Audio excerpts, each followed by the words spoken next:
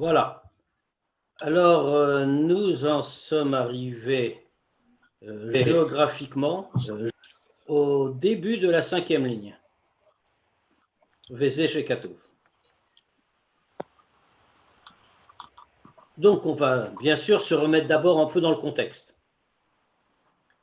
Alors, qu'avons-nous dit jusqu'à présent?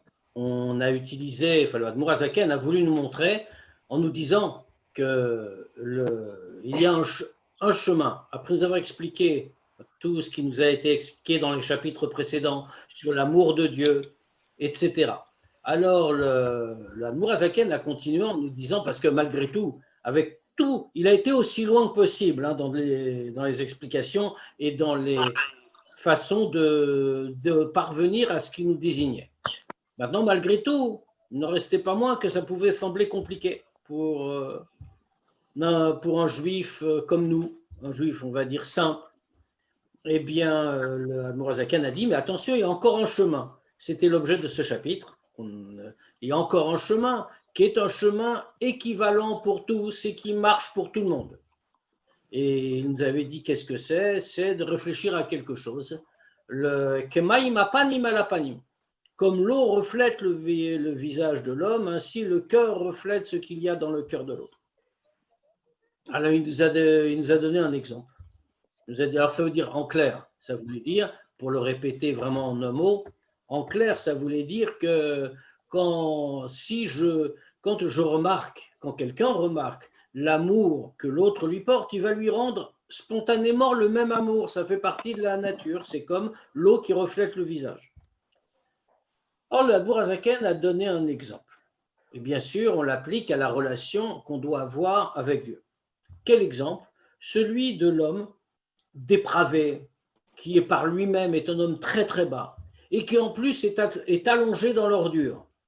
Le roi vient et il descend jusqu'à lui depuis sa salle du trône, il descend jusqu'à cet homme-là, et non seulement ça, mais il va le prendre, le relever de son ordure et le ramener avec lui jusqu'à son palais, où il va s'isoler avec lui, pas seulement dans la salle du trône comme avec tout le monde, mais il va le prendre et le faire entrer dans ses appartements privés, dans sa chambre personnelle, là où personne ne va, même pas ses conseillers les plus proches. Alors, un tel homme, quand il va voir le traitement que lui donne le roi par pur amour, il est clair qu'il va éprouver lui-même un grand amour pour le roi. Il nous dit, c'est pareil pour Dieu. Dieu agit exactement comme cela avec nous. Pourquoi? Alors on comprend que nous pouvons très bien être représentés par cet homme très bas et dépravé, etc., et qui se plonge dans l'ordure. Pourquoi? Parce que nous aussi, nous vivons dans un monde matériel difficile et nous sommes au fin fond de la grossièreté matérielle. Et donc, il y a ici le roi, Akadosh Baruch Hu, vient vers nous de la même manière. Où est-ce qu'on le voit? Le Admour Hazaken a développé l'idée. Alors, bien sûr, je ne reprends pas tous les points, mais uniquement pour qu'on sache où on en est. Akadosh Baruch Hu est venu nous chercher, comme on le voit. Nous étions en Égypte. Dans l'Égypte, qui est véritablement comparable spirituellement à l'ordure de la parabole. Qu'est-ce que ça veut dire que c'est comparable à l'ordure? C'était Hervat Arès, c'était le pays le plus immoral, le plus dépravé de la terre. Alors, le Admour Hazaken nous dit, ben voilà, c'est la même chose. Dieu est venu lui-même, comme les textes le précisent. C'est lui qui descend, dit-il. Ani, moi, vélo à Shaliach, Ani, vélo à Malar, c'est moi et pas un envoyé, c'est moi et pas un ange. Autrement dit, comme dit le texte, Akadosh Baruch Hu birvodo be'atzmo, c'est Dieu dans son essence, c'est-à-dire le roi véritablement, qui est descendu malgré la grande chute que ça représente pour sa grandeur. Il est descendu pour nous chercher. Et lui-même était dans la position de ce roi, et le Admour Hazaken a auparavant montré comment Dieu est un roi puissant, et il a des serviteurs innombrables, etc. Comme le roi dont on avait parlé dans l'exemple, qui est un roi puissant et multiple, nombreux, Atsum Varav. Dieu est si on peut dire, dans la même situation, et pourtant il descend nous chercher. Alors quand on réfléchit à tout ça, on comprend à quel point on va éprouver de l'amour pour lui. Kemaim apanim alapanim, comme l'eau reflète le visage de l'homme. Ainsi, notre sentiment va refléter, si on peut dire, le sentiment d'amour profond que Dieu nous porte.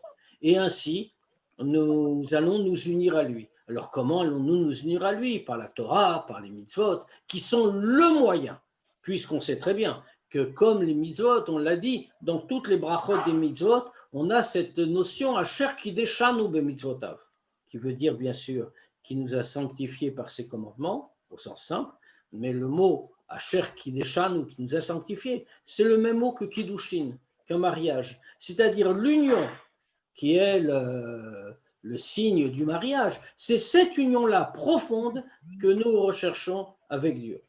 Et donc c'est cela que Dieu va nous donner. Il nous sort de là, il sort de la boue, sort de l'Égypte historique, mais aussi de la boue matérielle dans laquelle nous nous trouvons, pour que nous puissions nous attacher à lui. Et cette union-là est une union très forte, comparable à l'union entre l'homme et la femme. Et c'est pour ça, à terminer dans la partie qu'on avait étudiée, et c'est pour cela que Shlomo HaMelech a utilisé, pour nous faire comprendre ce que cela signifie, quelle est la qualité de cette union, il a utilisé dans le Shir HaShirim l'image, dans le Cantique des Cantiques, l'image de l'union entre le mari et la femme, entre le Khatan et la Kala. Parce que, justement, c'est une union absolue qui part d'un premier degré d'union, et on a cité, comme on le rappelait la fois dernière, ici 5 mots dans le Tanya, les 5 derniers mots de la 4e ligne, où on est passé de degré en degré d'union, d'un degré à l'autre supérieur jusqu'au degré absolu, avec Chibouk et Nishuk, avec l'enlacement, avec le baiser, qui sont véritablement des moyens, des manifestations d'union profonde. Donc, l'idée est bien la suivante. C'est un chemin, nous a dit le Admor HaZaken, qui est ouvert à tous.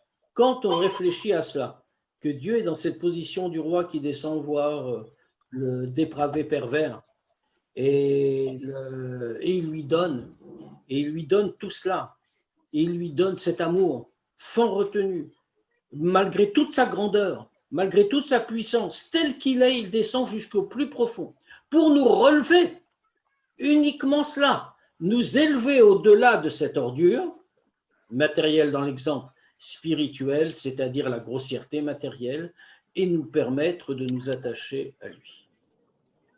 Et on va voir, on va alors continuer sur l'idée aujourd'hui, et on va préciser.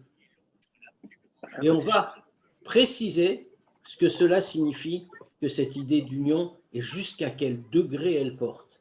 Et n'oublions pas que c'est cela qu'on recherche depuis le début, puisque tout ce qu'on nous avait dit dans les chapitres précédents, Ahava ve'ira, l'amour et la crainte de Dieu, c'était pour nous élever, pour élever nos mitzvot. Or maintenant, nous voyons un degré qui va nous permettre d'atteindre à l'union absolue. Donc il est important de comprendre où on va. Donc on va reprendre là, comme on l'a dit, tout début de la 5e ligne de la page Samervav. Excusez-moi, on ne parle plus de Ira là. Non, mais c'est inclus dans Ahava, en réalité. C'est une excellente question qui est relevée par les commentateurs du Tanya, effectivement. Mais n'oublions pas une chose, c'est que la Ahava, l'amour, est la base, la source des mitzvot assez, des commandements, et Yira est la source des mitzvot lot assez, des interdictions. Ça veut dire qu'en réalité, qu'est-ce que c'est que Ahava ve'Yira? Nous, dans notre petit intellect humain, on a l'habitude de les voir comme deux émotions parfaitement différentes et même antagonistes, où on aime ou on craint. Mais en réalité, c'est deux aspects de la même chose. Comme on l'a dit précédemment, dans le Tanya, du nom du Zohar, on a expliqué que la Hava et la Yira, ce sont comme les deux ailes de l'oiseau. Puisque la Hava et la Yira, l'amour et la crainte, doivent permettre à nos mitzvot de s'élever, comme les ailes permettent à l'oiseau de s'élever. Et le Tanya, toujours citant le Zohar, avait dit, et sans ces ailes, l'opachaleila, s'il n'y a pas ces deux ailes-là de crainte et amour, l'oiseau, la mitzvah, ne va pas s'élever. Alors, on voit qu'il y a deux ailes. C'est le même oiseau, deux ailes. Et les deux ailes sont également nécessaires. Maintenant, quand on veut parler de manière très précise, on va distinguer Ahava ve'Yira, parce qu'elle dérive dans les sphirotes et dans les midot de deux attributs différents. Il est clair que Ahava, l'amour, dérive de Chesed. Yira, la crainte, dérive de Gvura. Mais les deux sont rattachés à la même chose. Et pour cette raison-là, la Yira est englobée dans la notion de Ahava qui est plus générale. De la même façon que quand on sépare les mitzvot en commandements et interdictions, si on veut regarder plus globalement, on va intégrer les interdictions à l'intérieur des commandements. Donc on va le voir, on va en voir l'application ici. Mais il faut savoir qu'on parle aussi de Yira. Parce qu'en réalité, la Yira est aussi une manifestation d'amour. De quoi s'agit-il dans la Yira? La crainte, quelle est-elle? La crainte, c'est la crainte d'être séparé de Dieu par nos actes. Ce qui est la forme, en négatif, comme on dit dans la photo, la forme inversée de la Hava. J'aime Dieu, je ne veux pas m'en séparer. Je crains donc d'en être séparé. Ça revient un peu au même. Donc, Vezeshekato, c'est ce qui est écrit. Alors, on va citer la phrase de la Tfila des Brachot qu'on a déjà citée précédemment. Mais on va aller beaucoup plus loin par cette phrase. Donc, c'est ce qu'il est écrit dans le texte de toutes les bénédictions, Asher Kideshanu Bemitzvotav, qui, comme on l'a dit, la traduction est connue, qui nous a sanctifiés par ses commandements. Mais ici, le Admour Hazaken va donner tout de suite une autre interprétation. Pas la même que ce qu'il nous a déjà dit il y a une page et demie, mais une nouvelle. Chez Alenu, qu'il nous fait monter. Où nous fait-il monter? On est toujours dans l'image du roi qui est en train de prendre le pauvre dépravé de son tas d'ordures. Mais là, ce n'est pas seulement qu'il nous retire du tas d'ordures. On l'a dit, le roi nous a fait entrer dans ses appartements privés. Il nous emmène les Ma'alat Kodesh Ha'elyon Baruchu. Il nous élève à la grandeur, à l'élévation de Kodesh Ha'elyon. Et donc aussi le mot Kideshanu ne vient pas seulement du mot Kiddushin, le mariage, mais vient aussi du mot Kodesh, saint, simplement. Mais pas n'importe quel degré de sainteté. Le degré de Kodesh Ha'elyon. Qu'est-ce que c'est que le degré de Kodesh Ha'elyon? Le saint supérieur, si on peut dire. Le saint d'en haut, Baruch Hu. Shehi Kdushato shel HaKadosh Baruch Hu birvodu be'atzmo. Qu'est-ce qu'on vient préciser avec le mot Ha'elyon quand on parle de Kodesh? On veut nous dire qu'il nous élève jusqu'à sa propre Gdusha. La Gdusha de Dieu. C'est une dernière version que je fais ça, d'accord? C'est une dernière version que je te demande. Je laisse dormir maintenant. C'est toi maintenant.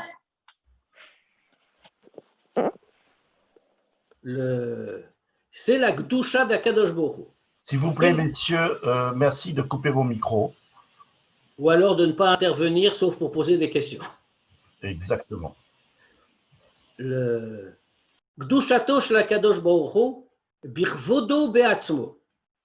Ce degré de Kodesh Ha'elyon est le degré de Gdusha de Dieu, mais quoi? Quel Gdusha de Dieu? Dieu entièrement Kadosh, par définition. Mais c'est Dieu birvodo be'atzmo, autrement dit, dans le degré de l'essence de Dieu. Alors bien sûr, quelques degrés de la divinité qu'on regarde, on va toujours trouver la Gdusha, c'est même sa définition de base. Mais il y a différentes sortes de Gdusha. Différents niveaux de Gdusha. Prenons un exemple simple. Nous avons, et c'est ce qu'il va dire ici, mais comme il va dire très vite, on va le préparer un petit peu. Il y a 2 degrés de Gdusha majeurs dans chaque Kadosh Baruch Hu. Il y a un degré qu'on appelle Memale Kol Almin et un degré qu'on appelle Sovev Kol Almin. Les 2 degrés fondamentaux de la lumière de Dieu par lesquels Dieu a créé le monde. On reprend les définitions classiques. Quelle est la différence entre Memale Kol Almin et Sovev Kol Almin? Le degré de Memale Kol Almin est le degré de la lumière de Dieu qui pénètre profondément à l'intérieur des mondes et qui les fait exister dans chaque degré depuis l'intérieur. Le degré de Sovev Kol Almin, c'est le degré de la même lumière de Dieu, mais non pas telle qu'elle est contractée pour pénétrer les mondes et être à leur mesure, chaque degré différemment, mais c'est le degré de la lumière de Dieu qui est appelé Sovev enveloppante, parce qu'elle est toujours la même sans contraction, et qu'elle fait exister le monde matériel, mais sans y pénétrer profondément, parce que sinon le monde matériel ne pourrait pas supporter l'intensité de la lumière en question. Alors, on comprend qu'il y a ici 2 degrés de Gdusha différents. C'est toujours la Gdusha de Dieu, bien sûr, mais le degré qu'on appelle Memale Kol Almin, c'est un degré où Dieu choisit de se limiter au monde qu'il va pénétrer. Le degré de Sovev Kol Almin, c'est le degré où Dieu ne passe pas par une contraction de sa lumière. Sa lumière est littéralement infinie, elle passe au-delà de tout ça. On a 2 degrés de Gdusha différents. Est-ce que Memale est moins Kadosh que Sovev? Non, bien sûr. Mais Dieu choisit de contracter et de voiler dans un cas, et il choisit de ne pas voiler, de ne pas contracter dans l'autre. Donc il y a un degré de Gdusha, d'une certaine manière, plus élevé que l'autre. Kodesh Elyon, c'est un petit peu la différence qu'il y a entre la notion de Kodesh Elyon et la notion de Gdusha. Gdusha, c'est Dieu tel qu'il vient dans le monde, plus près du monde. Kodesh Elyon, c'est la Gdusha, mais telle qu'elle est chez Dieu, sans contraction, telle qu'elle est elle-même, comme on le voit. Donc, Gdushato shel HaKadosh Baruch Hu, birvodo be'atzmo, la Gdusha d'Akadosh Baruch Hu, birvodo ou be'atzmo, dans son essence, sans contraction. Ugdusha hi lashon avdala. Et pourquoi on fait référence ici à Cherki Deshanu, à une notion de Gdusha? Parce que le mot Gdusha vient aussi du mot Avdala, la séparation. Pour une raison très simple, on l'explique de manière très classique. Celui qui est Kadosh est aussi séparé. Parce que celui qui est Kadosh ne va pas se mêler. Il ne peut pas, il ne va pas, il ne peut pas se mêler aux autres. Et donc, vouloir être saint, c'est vouloir aussi, en même temps, d'une certaine manière, être séparé. Quand on dit de Dieu qu'il est Kadosh, qu'est-ce que ça veut dire? Quand on dit de Dieu qu'il est Kadosh, et c'est pour cela qu'on le cite au plus haut niveau de la divinité. Quand on dit de Dieu qu'il est Kadosh, on emploie très spécifiquement ce mot pour désigner la notion de Havdalah, de séparation. Masha Kadosh Baruch Hu ou Muvdal Me'olamot. Le fait que Dieu soit séparé des mondes. Alors, ce qui est la grande nouveauté, le grand chidouche de la création, Dieu est par nature totalement séparé des mondes.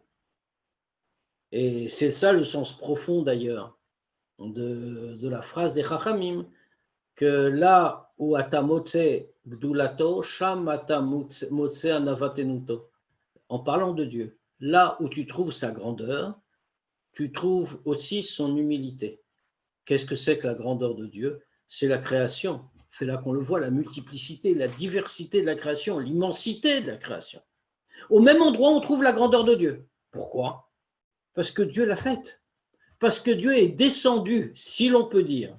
Il est descendu du degré où rien n'existe, où tout est uni à lui, pour créer une existence qui ne se perçoive même pas, au plus bas des degrés, en tout cas le nôtre, qui ne se perçoive même plus comme étant unis à Dieu par nature, mais qui peut même se percevoir comme séparé. C'est dire que dès toute création est déjà une descente pour l'essence de Dieu, puisqu'elle s'intéresse à autre chose, si l'on peut dire.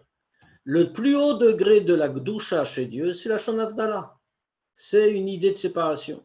Masha Kadosh Baruch Hu Muvdal Me'olamot, le fait que Dieu soit séparé des mondes, ce qui est sa nature. C'est lui qui choisit de ne pas rester dans cette situation, puisque par définition, il est Kol Yachol, il est tout-puissant, il peut choisir également l'opposé de sa propre nature, puisqu'il n'a pas de nature, justement. Vehi Prinat Sovev Kol Almin. Ce degré-là, c'est le degré de Sovev Kol Almin. Pourquoi Sovev Kol Almin? Parce que Mashainu Yachol et Klavesh Bahem.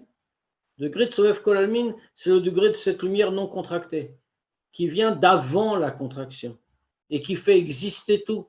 C'est pourquoi Sovev Kol Almin, c'est le fait qu'il ne peut pas s'habiller à l'intérieur des mondes. Il est séparé. Ce degré de Gdusha de Dieu, de Gdusha de son essence, s'exprime donc dans Sovev. Alors, quel rapport avec nous? On est bien sûr en train de parler de degrés vraiment infinis. Il n'y a aucun rapport avec ce que nous sommes, avec ce que nous pouvons être.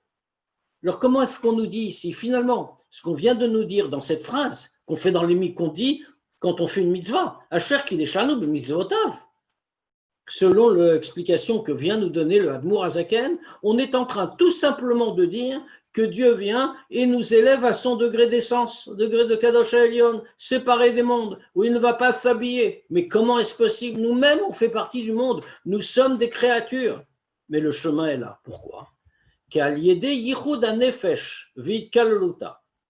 Parce que par l'union de l'âme et son englobement, Beor Ensof Baruchu dans le Or Ensof, Arehi Bemalat ou Madregat, Kdushat Ensof Baruchu Mamash. Alors ce n'est pas simplement qu'on s'élève, qu'on a un mérite, ou toute autre expression qu'on pourra employer. Le Mourazaken va très loin. Par le fait que notre âme s'unisse et s'englobe dans la lumière du Or Ensof, alors on arrive au degré de la Gdusha du Ensof. Le Mourazaken dit Mamash, ce n'est pas une image, c'est le degré de la Gdusha de Or Ensof qui est à notre portée. Pourquoi? Comment est-ce possible? Encore une fois, comment une petite créature, une infime créature, telle que nous sommes, et le Admour Hazaken ne parle pas ici, comme on va le voir souligné plus loin, il ne parle pas pour des gens particuliers, on va dire pour des grandes sadikim, des grands maîtres, des grands sages, ou tout ce qu'on voudra dire. Il parle pour chaque juif. Chacun peut arriver à ce degré-là. Et donc chacun doit arriver. C'est le degré de chacun. Pourquoi?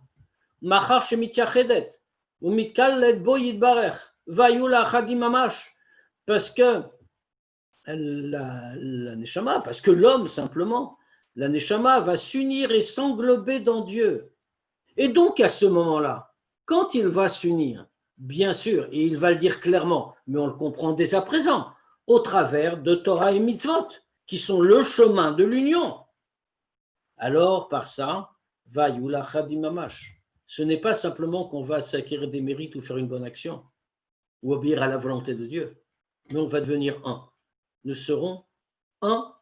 Et vous voyez là aussi la phrase du Admour Hazaken, sa formulation est toujours très forte. Ils vont devenir un. Il ne nous dit pas Ka'achadim, par exemple. On ne va pas devenir comme un. On va devenir un. Et le Admour Hazaken rajoute Mamash, vraiment un, uni avec Dieu en une seule entité, comme pour reprendre l'exemple, la parabole du Shirachirim, comme l'homme et la femme qui s'unissent. Vezeh shekatuv.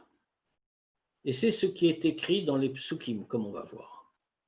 Veitem li kdoshim, pardon, et vous serez pour moi kdoshim, saint, donc, ki kadosh ani Hashem, parce que moi je suis saint, moi je suis Dieu, je suis saint. Autrement dit, ici on est en train de dire que nous allons être saints, donc, comme la sainteté de Dieu. Exactement ce qu'on vient de dire. Nous n'avons pas un degré inférieur de sainteté, si l'on peut dire. Nous avons le degré de la sainteté de Dieu. Le deuxième pasuk. Va'evdil etrem min ha'amim liot li. Enfin, la suite du pasuk plutôt. La suite. Et je vais vous séparer des peuples pour être à moi. Alors, une suite de deux psukim ici en vérité. Pourquoi? C'est d'autant plus étonnant que, comme on va le voir tout de suite, le Admour Hazaken continue. Et il rajoute une deuxième série de psukim. Veomer, et il dit, comme pour séparer de la suite, Vasitem et kol mitzvotai, et vous ferez toutes mes mitzvot, Vitem gdoshim lelokechem, et vous serez saints pour votre Dieu, Ani Hashem Elokechem, je suis l'Éternel, votre Dieu, Vegomer. On va continuer ensuite, mais là déjà on voit qu'il y a deux séries de psukim. Alors c'est tout à fait étonnant. Pourquoi deux séries de psukim? Le Admour Hazaken ne multiplie pas les illustrations de psukim. Et ici un sens, bien sûr. On va prendre le premier. Vous serez saints pour moi parce que moi je suis saint, dit Dieu. Et je vous ai séparés des peuples pour que vous soyez à moi. Vous serez à moi. Et qu'est-ce que ça signifie? Eh bien, on a ici deux idées. Vous avez remarqué déjà, ces deux psukim font référence à deux types de mitzvot. Le premier, Vitem likdoshim ki kadosh ani Hashem. Et vous serez saints parce que je suis saint, je suis Dieu. Ça fait référence au mitzvot assez, aux commandements, mitzvot positifs, comme on dit, à tous les commandements, à toutes les obligations. Pourquoi? Parce qu'on voit comment la phrase est, elle est en positif. Vous devez être saint parce que moi je suis saint. Donc je vous donne les moyens, les chemins, les commandements pour être saint. Mais ensuite, attention, je vais vous séparer des peuples pour que vous soyez à moi. Qu'est-ce que ça signifie, je vais vous séparer des peuples? Bien, c'est les mitzvot lotaaseh, toutes les interdictions. D'une part, vous devez agir comme moi, et vous serez saint et vous serez attaché à moi. Et d'autre part, vous devez vous séparer des autres par tous les remparts que constituent les interdictions, les mitzvot négatives. Deuxième série de psukim. Et donc, et vous ferez toutes mes mitzvot, et vous serez saints pour votre Dieu. Je suis l'Éternel, votre Dieu. Ici, en réalité, d'entre ces deux séries, on est passé d'une lumière à l'autre. On est passé de Mimalé Kol Almin à Soev Kol Almin. Vous avez remarqué aussi la formulation. Dans les premiers psukim, on a distingué les mitzvot positives, les interdictions. On est entré dans les détails. Pourquoi? Parce qu'il s'agissait de pénétrer le monde et de voir le monde comme il est. Dans la deuxième série de psukim, il s'agit d'un pur attachement à Dieu, c'est-à-dire sans distinction. C'est exactement la définition de Sovev Kol Almin, de cette lumière qui dépasse les mondes, qui dépasse les distinctions, où il n'y a comme perspective que l'union avec Dieu. Pirouche, on va expliquer tout ça. Comment peut-on parvenir à tous ces degrés-là? C'est-à-dire, à Memale Kol Almin et à Sovev Kol Almin. Comment peut-on parvenir à tous ces degrés d'union avec Dieu, jusqu'au plus haut? Parce que, par l'accomplissement des mitzvot, Areini Eloka Shelachem, je suis votre Dieu. Qu'est-ce que ça veut dire? Kmo, Eloke Avram, Eloke Yitzhak, Vechulu. Comme il est écrit, Eloke Avram, Eloke Yitzhak. Alors aussi, quand on dit Vechulu, bien sûr, le Vechulu, c'est Yaakov. Bien entendu, on a tout de suite une question. Mais là encore, comment est-ce qu'on peut nous comparer? La Nourazaken nous dit, on va accomplir, ces psukim nous montrent qu'on est Gdoshim, le sujet de Gdusha, on accomplit les mitzvot, c'est mitzvotai, tout est attaché aux mitzvot. Par les mitzvot, on devient Kadosh. Et au degré qu'on avait dit, puisque c'était à la suite, Kadosh à Elion, au degré de l'essence de Dieu. Comment c'est possible? Alors la Nourazaken nous dit, oui, par l'accomplissement des mitzvot, Dieu dit, Areini Eloka Shelachem. Je deviens votre Dieu quand vous accomplissez mes mitzvot. C'est ce qu'on vient de dire dans le verset qu'on vient de citer. Quand on dit Eloka Shelachem, votre Dieu, bien ça fait référence à une autre expression, mais qui était employée pour les Avot, qui était employée pour les patriarches. Ainsi, Dieu est dénommé Eloke Avram, c'est le Dieu d'Avram, Eloke Yitzhak, le Dieu de Yitzhak, Eloke Yaakov, le Dieu de Yaakov. Mais on ne dit ça que pour les Avot. Comment en vient-on à employer le même type d'expression pour nous qui pratiquons les mitzvot? Il est écrit Eloka Shelachem, je suis votre Dieu. Donc, comme Eloka Avram, Eloka Yitzhak. Pourquoi? Chez Nikra Ken, Mipne Sheavot Ayu Prinat Merkava Lo Yidbarech, ou Betelim Venichlalim Beor. Sur cette expression, Eloka Avram, Eloka Yitzhak ou Eloka Yaakov, on peut bien sûr s'interroger sur l'expression elle-même. Comment peut-on dire c'est le Dieu d'Avram, le Dieu de Yitzhak ou le Dieu de Yaakov? Ça n'a aucun sens. On est en train, dans les mots, de rattacher la divinité avec un des patriarches. Mais Dieu n'est pas le Dieu d'Abraham, ça ne peut pas exister. Dieu est Dieu, point. Alors maintenant, il y a quelqu'un qui le sert particulièrement, c'est Abraham, c'est Yitzhak, c'est Jacob. Mais Dieu est Dieu. Comment peut-on le lier à une créature, aussi grande soit-elle? Comme on a déjà rencontré l'idée plusieurs fois, il y a un abîme entre le créateur et la créature.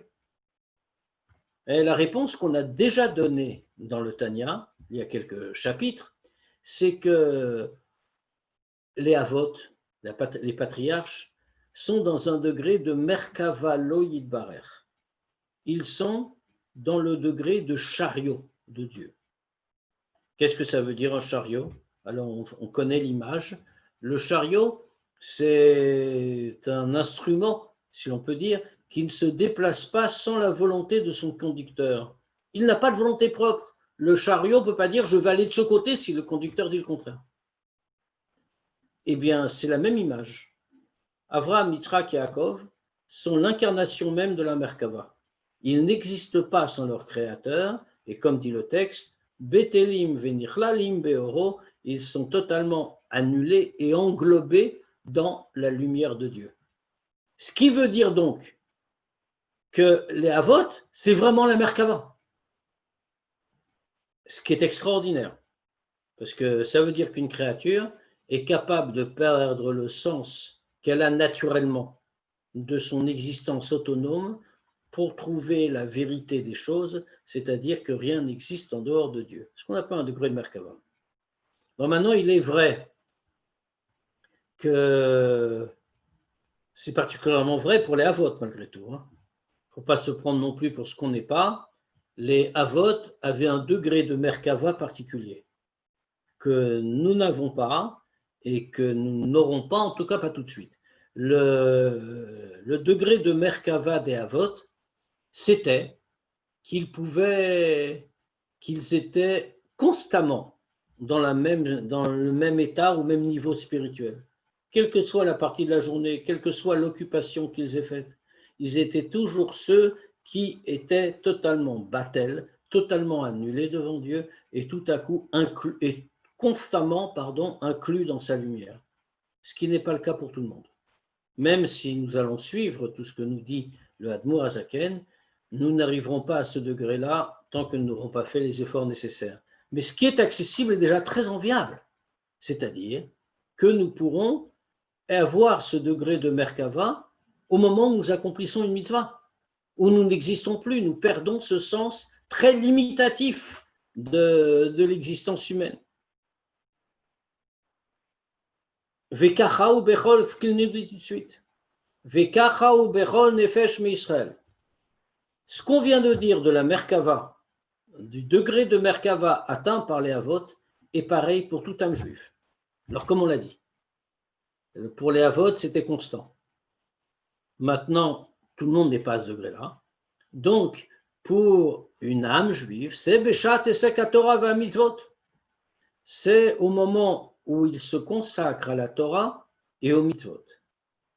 Mesurons bien ce qu'on nous dit ici. On ne nous a pas dit, c'est du fait de la grandeur de la Torah ou de la mitzvah. Le Admour Hazaken a rajouté un mot. Par exemple, il aurait pu l'écrire en disant, c'est vrai, Bechol Nefesh Misraël, pour toute âme juive, Beshat à Torah ve mitzvot, au moment de la Torah et des mitzvot. Qu'est-ce qu'on aurait compris? La Torah et les mitzvot sont une chose extraordinaire, avec une grande capacité spirituelle, et donc la Torah et les mitzvot nous élèvent à ce niveau-là. Pas du tout. Pour éviter cette interprétation, le Admour Hazaken a rajouté un mot, le mot Essek, au moment où on se consacre à la Torah et aux mitzvot. Autrement dit, ce n'est pas la Torah et les mitzvot qui le font, c'est le Essek. Celui qui se consacre obtient ça pour lui, du fait qu'il s'y consacre, mais pas du fait qu'il y a la Torah et les mitzvot. Bien sûr, il faut qu'il se consacre à la Torah et aux mitzvot, mais c'est la vieille discussion talmudique sur la définition des mitzvot et de l'étude de la Torah. Est-ce que c'est Chovat Gavra ou Chovat Refza? Est-ce que c'est une obligation qui pèse sur l'homme qui doit la pratiquer, ou est-ce que c'est une obligation qui dérive de la nécessité de l'acte, même s'il va s'appliquer à l'homme, mais ce n'est pas l'homme qui a l'obligation, c'est l'acte qui doit être pratiqué. Alors c'est plein d'analyses talmudiques, bien sûr on ne va pas s'y arrêter, mais ici c'est pareil. Est-ce que c'est la Torah et les mitzvot en elles-mêmes, par leur essence, qui nous élèvent, ou est-ce que c'est le fait qu'on étudie la Torah et qu'on pratique les mitzvot qui nous élèvent? Bien, c'est exactement ce qu'on est en train de dire. C'est qu'à Torah va mitzvot. Par cela, l'homme s'élève au degré de Merkava. Velachen, on veut une illustration claire. Velachen est pour cela. Cheivu razal lakum velamod mipne kol osek bemitzvah. Et c'est pour ça que les Chachamim ont instauré une obligation. Du mot ici, on voit qu'il s'agit de quelque chose de grave. Cheivu, chayav. On est tenu à une obligation. Il ne s'agit pas d'un bon conseil, d'une coutume, d'une façon positive de se comporter. Il y a des mots pour tout ça. C'est un chiyuv. C'est littéralement une obligation instaurée par les chachamim. De quoi? Lakum vela amod, de se lever et de se tenir debout, mipne kol osek be mitzvah, devant quelqu'un qui accomplit une mitzvah. Pourtant, il ne le mérite peut-être pas. Alors on aurait pu dire, ah oui, mais on parle de degrés spéciaux, on parle de tzadikim, on parle d'érudits, on parle de gens importants. Alors eux, oui, on se lève devant eux parce qu'ils le méritent. Non, non, pas du tout. C'est kolosek, ba mitzvah. N'importe qui accomplit la mitzvah. Af im, on va plus loin, im ou bo ve'amaretz. Même si c'est un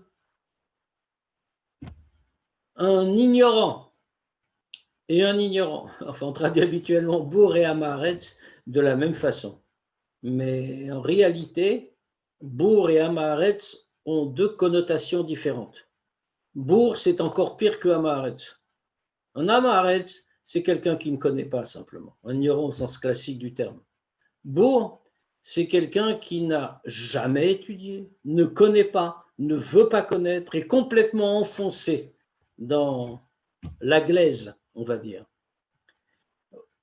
Donc, même si c'est quelqu'un comme cela, très grossier, il accomplit une mitzvah, on devrait se lever devant lui, d'après la loi, d'après le din. Pourquoi? Mais quel rapport? On voit bien que c'est le gavra qui compte ici, et pas le chefza. Mais c'est le gavra qui accomplit la mitzvah, et ça le change. Pourquoi? Mipne avaye, ashochen ou mitlavesh be'navsho be'shazo. C'est du fait que Dieu demeure et s'habille dans son âme à l'instant où il est en train d'accomplir la mitzvah ou d'étudier la Torah. Rak, shen nafsho margeshet, mipne masach hachomer agufni, shelo nisdacher, ou marché chene anefesh. C'est seulement, qu'est-ce qui se passe? Est-ce que ça veut dire que ça va automatiquement le changer? Après tout ce qu'on vient de dire, comment quelqu'un peut rester bourg et amaretz? Comment quelqu'un peut rester grossier? Enfoncé dans la grossièreté matérielle. Normalement, il devrait s'éveiller. Mais voyons, il a fait descendre en lui un degré de Kodesh Elyon. On dit non. Hélas, non. Parce que son âme ne ressent pas. Elle ne ressent pas ce qu'elle vient de faire. Pourquoi? À cause du voile grossier de son aspect matériel. Or, son corps n'a pas encore été raffiné et il obscurcit les yeux de l'âme. Mirot, marot, elokim, de voir des visions divines, kmo avot, comme les patriarches, Seben et tous les hommes semblables, Sheraou olamam bechayhem, qui ont vu leur monde, c'est-à-dire leur monde futur, qui ont vu le spirituel, bechayhem, de leur vivant. Se voir le monde spirituel après qu'on a quitté le monde matériel n'est pas une nouveauté, c'est vrai pour tout le monde, à des degrés divers, mais c'est vrai pour tout le monde. En revanche, eux l'ont vu alors qu'ils étaient en vie. Pourquoi? Pourquoi ne le voit-on pas nous-mêmes, ce monde spirituel? Parce que notre corps est grossier et nous n'avons pas fait l'effort de le raffiner comme il fallait. Il y a une histoire à ce sujet à propos d'un des grands chassidim de l'époque, de Reb Hillel de Paritch. Pas Paris, hein, ça n'a rien à voir, c'est une petite ville d'Europe orientale. Reb Hillel Paritcher, comme on dit. Reb Hillel Paritcher était un homme extrêmement saint. Alors, il ne venait pas d'une famille de chassidim, c'est l'époque du Admor HaZaken. Il ne venait pas d'une famille de chassidim.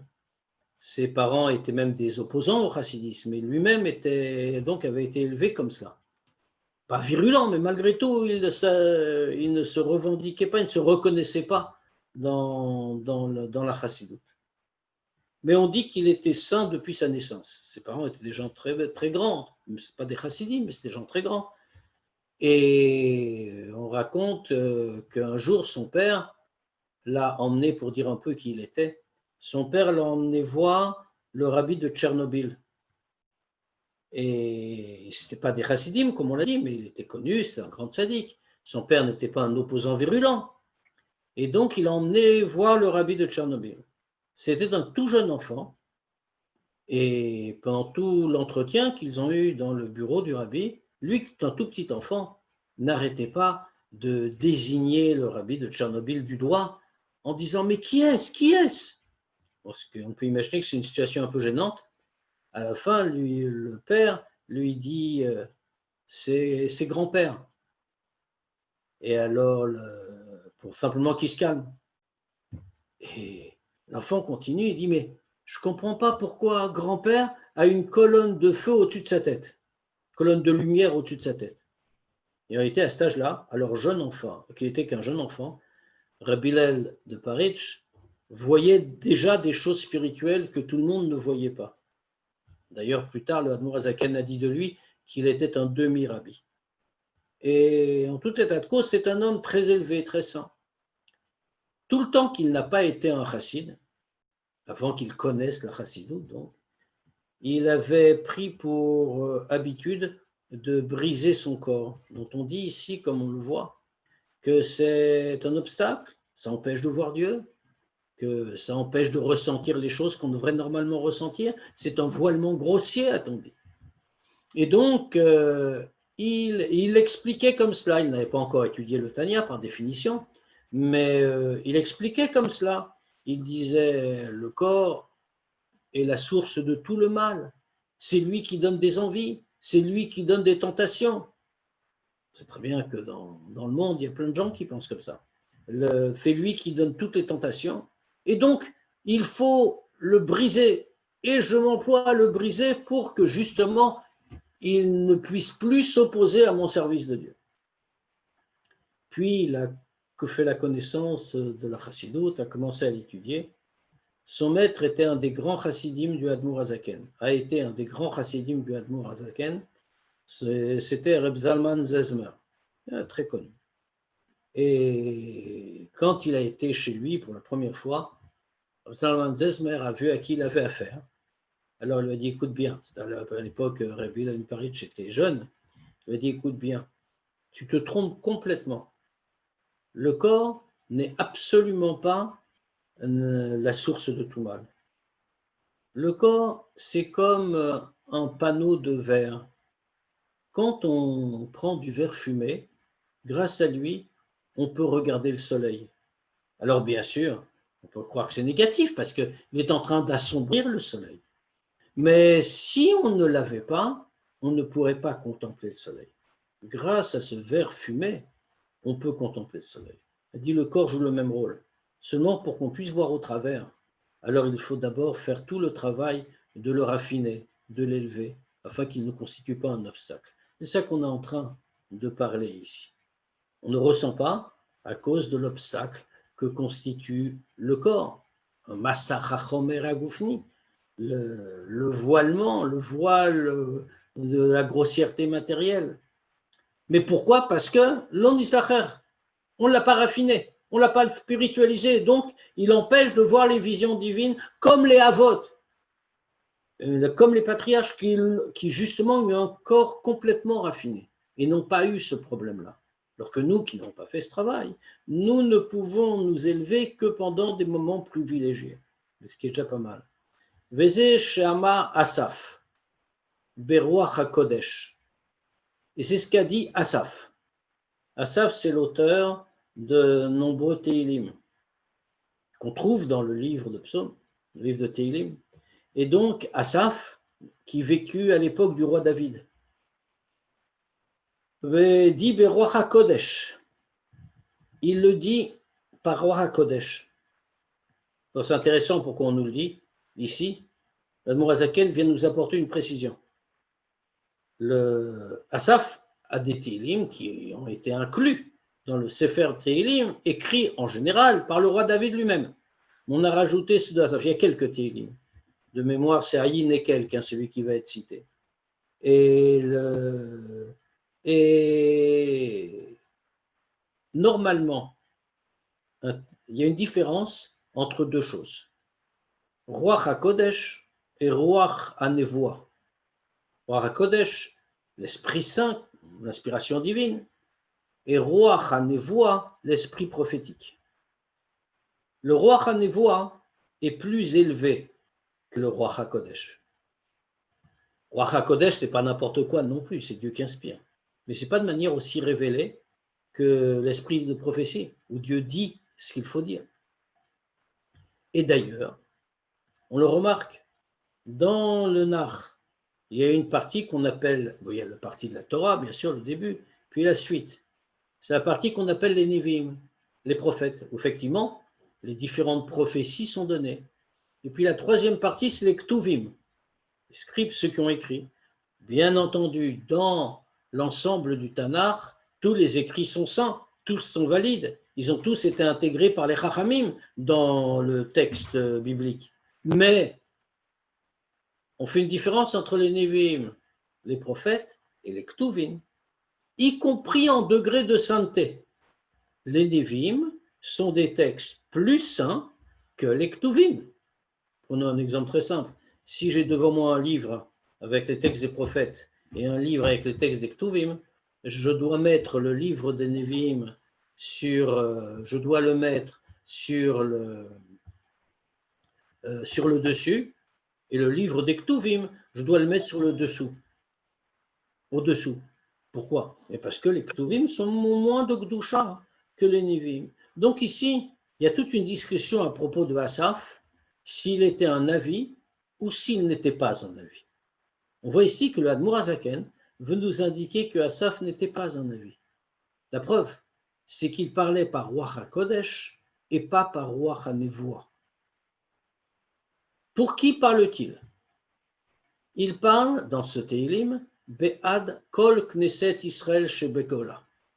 Il parle pour tout Knesset Israël, pour l'ensemble du peuple juif qui se trouve en galoute. Alors on va d'abord voir ce qu'il dit. Vani Be'er Veloeda, et moi je suis sot et je ne sais pas. Behemot Hayiti Imach, j'étais une bête, des bêtes, au pluriel, c'est aussi une question qu'on aura. J'étais des bêtes avec toi. Vani Tamid Imach, et je suis constamment avec toi. Alors, d'abord, relevons qu'ici, le Admour Hazaken a donné un sens particulier à ce texte de Asaph. Qu'est-ce qu'il a dit? Il a dit qu'il parle pour tout Knesset Israël, pour tout le peuple juif angola, en exil. D'abord, rappelons que Asaph vivait à l'époque du roi David. En ce temps-là, il n'y a pas de peuple juif en galoute. Comment peut-on dire ça? Par ailleurs, dans le pshat, dans le sens premier du texte, Asaph ne parle pas du tout pour le peuple juif, il parle pour lui-même. D'ailleurs, il le dit, Vaniber, je suis sot, Veloeda, je ne vais pas savoir, tout est à la première personne du singulier. Mais ça, c'est un chidouche du Admour Hazaken. Le Admour Hazaken vient nous dire, attention, Asaph ne veut pas simplement parler de lui. Il parle au nom de Knesset Israël, du peuple juif dans son ensemble, et c'est le peuple juif qu'il fait parler et qu'il fait s'adresser à Dieu. Et il parle pour les générations futures, puisqu'il parle d'un temps qu'il ne connaîtra jamais, celui de la galoute, celui de l'exil. Et d'ailleurs, on le voit parce que dans d'autres textes de Asaph, il fait référence très clairement, cette fois-ci, à la situation de galoute. Quel Omar, qu'est-ce que ça veut dire? Ça signifie ça. Je ne sais pas si on va le finir, mais au moins qu'on aborde. Chez Afalpi, chez Aniki Behema, bien que je sois comme un animal, comme une bête, Bioti Imar, en étant avec toi, Velo Eda, et je ne sais pas. Ça veut dire quoi, je ne sais pas? Velo Argish, je ne vais pas savoir. Velo Argish Benafshi Yichudze, et je ne vais pas ressentir dans mon âme cette union. Je suis avec toi, mais je ne ressens rien. C'est exactement le cas qu'on disait précédemment. Shitipol Alea et Matava Fachat Trila, que d'abord, dès que je serai avec toi, va tomber sur moi la crainte et la terreur. Et ensuite, puisque je suis avec toi, comment pourrais-je ne pas ressentir? Et après, j'ai Avaraba, j'ai ce grand amour, Beta Nugim, avec des délices, ou alors comme un feu ardent. Kemidat tzadikim, comme c'est le cas pour les tzadikim. Que leur grossièreté était raffinée. Ou Kenoda, Shedat ou Lachon Argasha Benefesh, Vu Kolel Chesed ou Gvura. Et comme c'est connu, pourquoi emploie-t-il ces mots-là? Velo Eda, je ne vais pas connaître. C'est-à-dire, Lachon Argasha, je ne vais pas ressentir dans mon âme. Et ce degré de date qui permet de passer dans les émotions, parce que c'est la fonction intellectuelle de date dans le processus. Chorma Bina, date, l'aboutissement de la réflexion, c'est ce qui permet de passer au midot, aux émotions. Or, Velo Eda, je suis avec toi, mais je suis obligé de dire, je suis Kibema, comme une bête. Je ne ressens rien parce que Lo Eda. Parce que comme je ne ressens rien, Lo Argish, alors je ne peux pas ressentir l'union que j'ai quand je suis avec toi, comme fait pour, dit l'Admoazaken, comme les tzadikim. Parce que pour eux, les tzadikim, leur grossièreté a été raffinée par leur effort. Puisque Da'at, ça veut dire Argasha, je ressens, et dans l'âme, ça inclut Chesed ou Gvura, donc tous les deux réunis, Va Veira. Je peux ressentir cela. Afal Piken, mais malgré tout. Ani Tamidimar, mais poursuit Asaph. Bien que je sois dans cette situation-là, je suis toujours avec toi. Ça veut dire, bien que je ne sente rien, je ne sais pas, je ne sens pas, je suis comme une bête, mais je suis quand même avec toi. Et comme ça, on comprend d'ailleurs, puisque quand on l'a lu comme ça, ce verset de Asaph, vous ne comprenez pas pourquoi il répète. Quand on le lit dans les Télim, ça fait toujours un peu bizarre. Vaniber veloeda, je suis bête, je suis sot, je ne vais pas savoir. Behemot haïti, j'étais une des bêtes, au pluriel, avec toi. Vanitamidimar, je suis toujours avec toi. Qu'est-ce que ça voulait dire? Parce que malgré tout, je suis toujours avec toi. Parce que même la grossièreté physique, la grossièreté du corps, n'empêche pas l'union de l'âme avec le Or Ein Sof. Amemale Kol Almin qui remplit le monde. Remplit les mondes et pas Sovev Kol Almin, parce que malgré tout, on est tombé un degré au-dessous. Comme c'est marqué, que même l'obscurité ne va, en parlant de Dieu bien sûr, même l'obscurité ne va pas obscurcir devant toi. Donc on le comprend. Il y a, veut dire ici le Admour Azaken, un accès pour tous. Là, on va continuer, on a presque fini le chapitre. Bezrat Hashem, on le finira la semaine prochaine. On va donc s'arrêter là pour ce soir. Et si quelqu'un a des questions, bien sûr, tout est possible.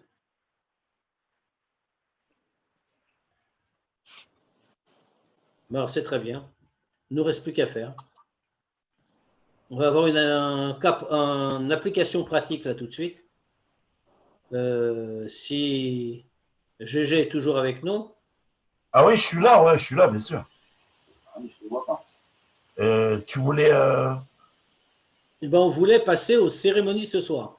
C'est vrai, mais il faut se reconnecter sur l'autre. Vous ne pouvez pas faire les deux en même temps. Donc, c'est l'autre lien. C'est la couleur orange. D'accord, moi j'en ai deux, je n'ai pas de couleur, mais ça pas. Donc, je vous quitte un instant et nous nous revoyons dans une minute. C'est ça, il n'y a même pas de transport. direct. De toute façon, mon avion m'attend, ne t'inquiète pas, j'arrive. Ah ouais.